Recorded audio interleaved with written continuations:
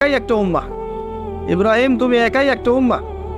আল্লাহর কাছে হকপন্থীর দাম আছে, সংখ্যাগরিষ্ঠতার দাম নাই। হকের দাম আছে, সংখ্যাগরিষ্ঠতার দাম আল্লাহর কাছে নাই। আল্লাহ দেখবেন হক কোনটা।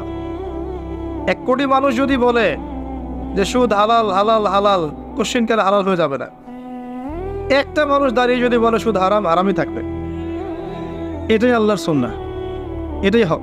ওয়াকুলুল হাক্কু মির রাব্বিকুম, হক তোমার রবের পক্ষ থেকে আসে। ফামান শাআ ফালইউমিন, যার ইচ্ছা হয় ঈমান আনুক, ওয়া মান শাআ ফালইয়াকফুর, যার ইচ্ছা হয় অস্বীকার করুক।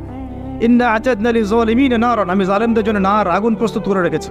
আহাতা বিহিম সুরাদিকুহা, একেবারে ঘিরে ধরবে আগুন ওদেরকে। ওয়া ইস্তাগীথু মান ইউগাথু কালমুহলি ইয়াশউিল ওয়ুজুহ, এমন পানি দেওয়া হবে ওদেরকে, পানি চাইলে ওই সময় যে পানি ঢালা মাত্রই সব দেহ ঝলসে যাবে, মুক্ত। নাউযুবিল্লাহ। তো আল্লাহ পাক হকের মানদণ্ড দিয়েছেন, আল্লাহর পক্ষ থেকে যা আসে একই সুন্নাহ, ইব্রাহিমের সুন্নাহ সেম।